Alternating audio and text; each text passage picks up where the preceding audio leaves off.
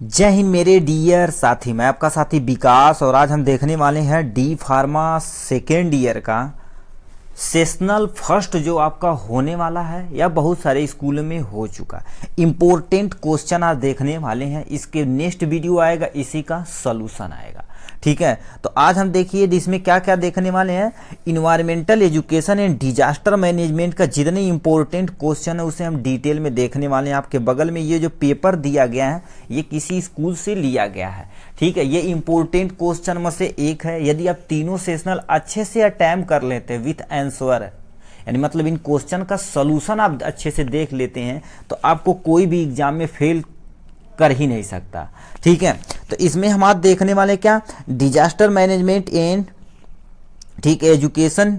यहाँ पर तुम्हारे से क्या दे रखा, environmental education and disaster management का ये सेकेंड ईयर का एक सब्जेक्ट है। इसे लोग हल्के में लेते हैं मगर बहुत सारे लोग इसी में ही बैक लग जाता है। ठीक, आप कोई चीज़ हल्के में न लीजिएगा।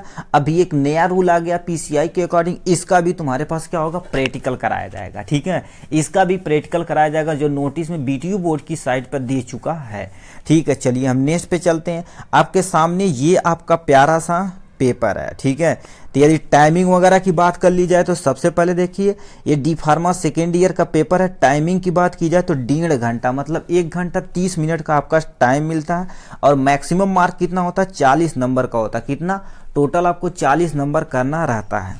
ठीक है, और ये सेशनल फर्स्ट है और environmental education and disaster management है। और पेपर की बात की जाए तो कितने पार्ट होते हैं इस पेपर में, आपका सेशनल फर्स्ट में पार्ट सेकेंड फर्स्ट यानी पास्ट फर्स्ट होता है, पार्ट बी होता है, पार्ट सी होता है। पार्ट ए जो होता है आपको कितने नंबर का, 15 नंबर का होता है। पार्ट बी जो होता है वो भी 15 नंबर का होता है। पार्ट सी भी आपका 10 नंबर का होता है। टोटल मिला के देखा जाए तो 15 15 30 हो जाएगा, 10 40 नंबर आपका मिल जाएगा। ठीक, तो आप देखिए पार्ट फर्स्ट में से आपको क्या कर देगा, कोई 4 क्वेश्चन रहेगा, किसी 3 क्वेश्चन का आपका आंसर लिखना रहेगा डिटेल में। और हर एक क्वेश्चन कितने नंबर का रहेगा, 5 नंबर का रहेगा। तो 5 या 15 नंबर ये बन जाएगा। ठीक, तो पार्ट पहले हम एक को एक्सप्लेन कर लेते हैं। लिखा है answer any 3 question each question carry equal mark. तो यहाँ पर लिखा है एक्सप्लेन टाइप ऑफ पॉल्यूशन, मतलब पॉल्यूशन कितने तरह का होता है। ठीक है, इसे आपको डिफाइन करना, मतलब सबसे पहले पॉल्यूशन की डिफिनेशन लिखेंगे, उसके बाद टाइप लिखेंगे, थोड़ा थोड़ा डिटेल में थोड़ा थोड़ा बता देंगे, काम बन जाएगा। ठीक, ये हो गया। ये आपको डिटेल में बताना, या तो बचपन से पढ़ते आ रहे हैं। Define global warming in right causes of global warming, मतलब एक्चुअल में देखा जाए तो ग्लोबल वार्मिंग होता क्या है और कौन कौन से ऐसे फैक्टर हैं, मतलब कौन कौन से ऐसे चीज हैं जो ग्लोबल वार्मिंग को करते हैं, उसी को क्या बोलते हैं, कॉज ऑफ ग्लोबल वार्मिंग। ठीक है, तो इसे आपको थोड़ा सा डिटेल में लिख देना है। ठीक, जैसे जो पूछे उसी को लिखे, घुमाने फिराने वाला काम नहीं। ठीक है, ये लिख देंगे तो आपका काम बन जाएगा। और नेक्स्ट क्वेश्चन क्या दे रखा है, नेक्स्ट क्वेश्चन की बात की जाए तो आपको लिख रखा है ग्रीन हाउस इफेक्ट होता क्या। ग्रीन हाउस इफेक्ट आप बचपन से पढ़ते आ रहे हैं, क्लास 6 में पढ़े होंगे, 10th में लास्ट वाले चैप्टर में, 9th में भी थोड़ा सा पढ़े होंगे, तो ये सारी चीज़ें पढ़ चुके हैं।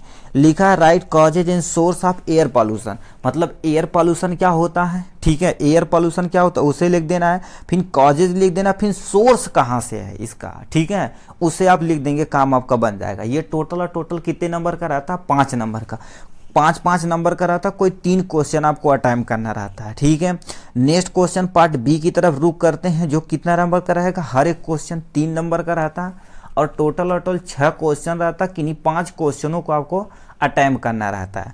ठीक है, तो यहाँ से हम पार्ट बी की तरफ थोड़ा सा हम देख लेते हैं। ठीक है, पार्ट बी में सबसे पहले दे रखा है डिफाइन पॉल्यूशन क्या होता है, राइट क्लासिफिकेशन ऑफ पॉल्यूटेंट, मतलब पहले आपको पॉल्यूशन की डिफिनेशन दिखानी है। अब पॉल्यूटेंट किसे कहते हैं, वो ऐसा सब्सटेंस जो पॉल्यूशन काजेज करता है उसी को हम क्या बोलते हैं, पॉल्यूटेंट बोलते हैं।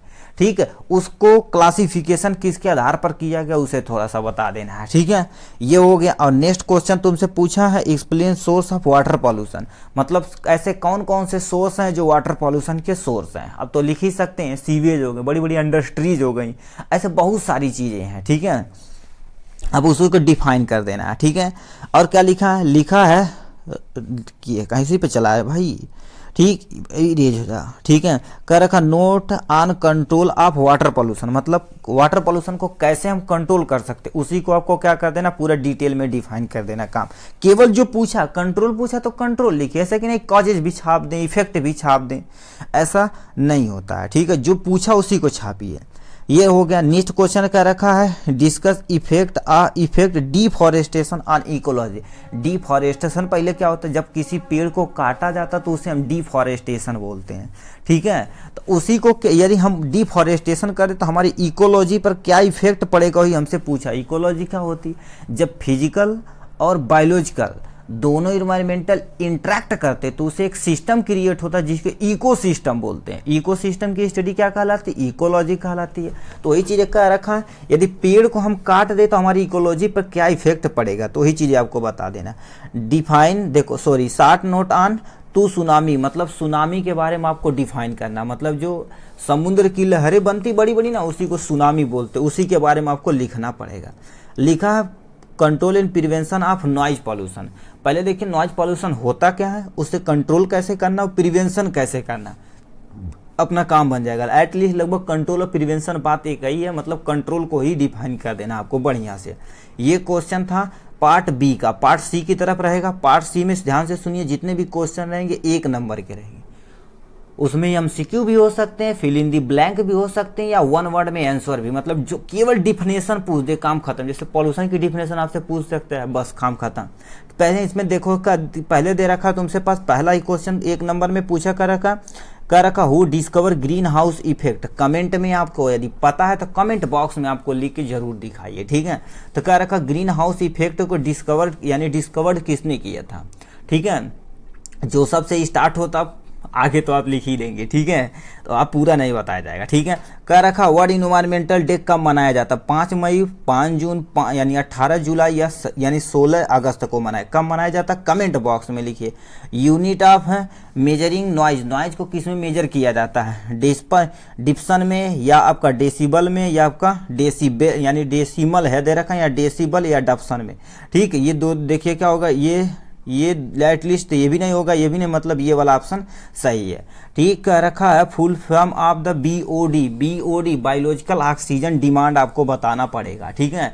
इसी का फुल नेम लिख देंगे, काम बन जाएगा। कह रखा है which gas present in maximum amount in air. अभी ये तो बता देंगे भैया, ये तो बता दो मेरे भाई, ठीक है। कह रखा हमारे जो एयर है, एयर में सबसे मैक्सिमम अमाउंट में कौन सी गैस प्रेजेंट होती है, ऑक्सीजन 21% होती है, कार्बन डाइऑक्साइड 0.03% होता है, हाइड्रोजन ये लेस अमाउंट में होता है, तो नाइट्रोजन कितना परसेंट है अब तो बता ही देंगे, ठीक, कितना परसेंट। चलो बता देते हैं, मैक्सिमम अमाउंट में नाइट्रोजन होता, कितना परसेंट होता ये लिख के दिखाओ कमेंट में, ठीक। अब नेक्स्ट क्वेश्चन तुमसे क्या पूछा है, नेक्स्ट क्वेश्चन हमसे पूछ दिया, कह रखा तू सुनामी वार्मिंग सेंटर, ठीक है, सेंटर इंडिया, मतलब सुनामी हमारे यहाँ कहाँ, यानी जो सेंटर है कहाँ पर है, न्यू दिल्ली, हैदराबाद, गुजरात या कोलकाता में, ठीक, ये हो गया।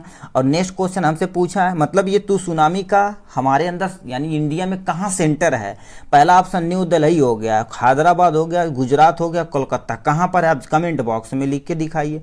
कर रखा which human activity can decrease the oxygen level present in atmosphere, मतलब कौन सी ऐसी ह्यूमन एक्टिविटी है जिससे हमारी एटमॉस्फेयर की ऑक्सीजन लेवल क्या हो रही है, डिक्रीज यानी कम हो रही है। डिफॉरेस्टेशन एकदम सही है, मतलब डिफॉरेस्टेशन मतलब पेड़ को हम काटेंगे तो हमारे ऑक्सीजन लेवल डिक्रीज करेगा।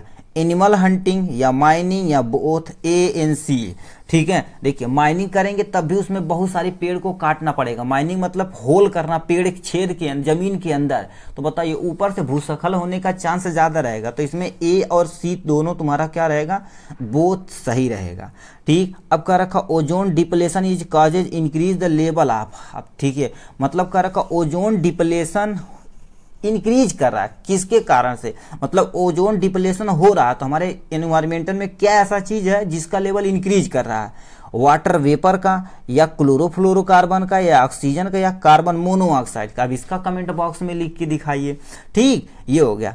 अब कह रखा है an agent pollutant are called pollutant, मतलब ऐसे एजेंट जो पॉल्यूशन करते हैं उन्हें पॉल्यूटेंट कहते हैं, ट्रू या फॉल्स, तो ये तुम्हारे पास क्या हो जाएगा, ट्रू है। National institute of disaster management situated कहाँ पर, इंडिया में किस जगह प्रेजेंट है, इसके बारे में आपको बता देना। ये था टोटल हमारे पास प्यारा सा जितने भी हमने सेकेंड ईयर का टोटल यानी environmental education and disaster management का क्वेश्चन था, हम पूरा बता दिया। ठीक, इसके बाद आपका नेक्स्ट वीडियो आएगा इन्हीं के सोल्यूशन के साथ। आज के लिए बस इतना ही, फिर मिलेंगे नेक्स्ट वीडियो में नेक्स्ट टॉपिक के साथ। तब तक के लिए bye bye and take care.